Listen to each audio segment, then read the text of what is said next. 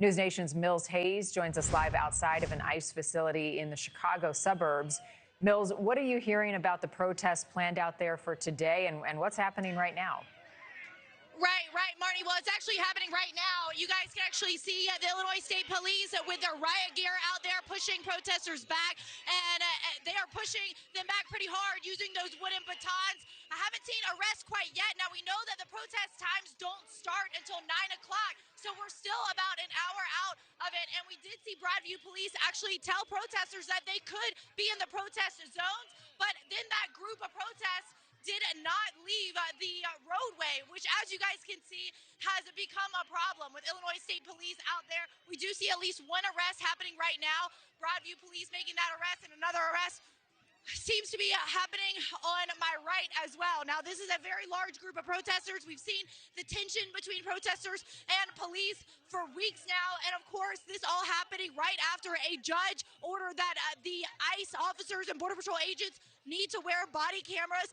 You can actually hear some of these people that are being arrested right now. One woman wearing her priest outfit and praying. And of course, you can see some more protesters being arrested as we speak. Now, we did start to see protesters start to come out here a little after 7 o'clock this morning, and we did see some people come out into the roadway. Police department telling those protesters to back up, back up. Of course, right now, you guys can see this scene all playing out with at least 5 arrests that we have seen so far happening right now, and we see Illinois State Police pushing those protesters back even more. We have started to see some of those protesters move into the designated protest zones. But of course, you guys can see that multiple arrests have already taken place. It does look like some of those protesters are going on those designated protest zones, but still a really active scene right now with dozens of protesters facing off with Illinois State Police. And this is also one of the very first days that we have seen the 8-foot-tall fence around the Broadview ICE facility actually be taken down. So there is no barrier except for vehicles that is in front of the ICE facility and these protesters right now, Marnie. So this is usually we see protests happen on Friday morning, but we typically don't see them start this early. And we can move a little bit further back. I see another arrest right there, and again, another arrest over there. So I've counted at least 7 arrests so far that are happening.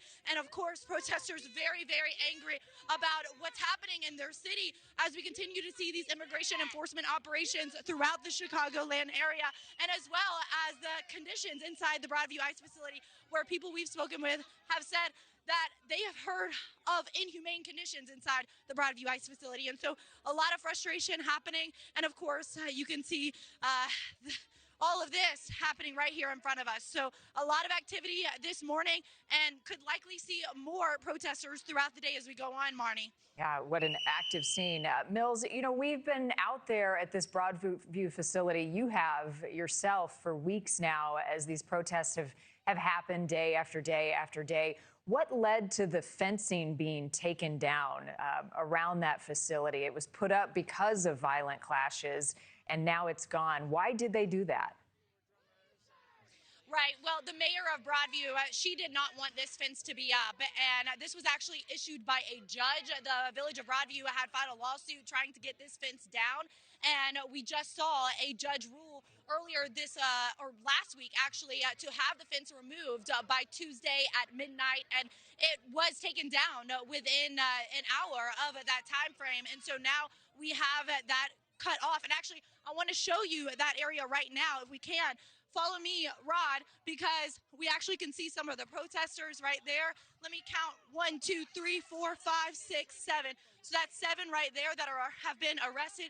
And you can see Illinois State Police, they have more people coming in, and some of them in military gear. We also see some with that less lethal weapons, including those guns that spray pepper spray balls. And you can also see back there where those Illinois State Police officers are coming from.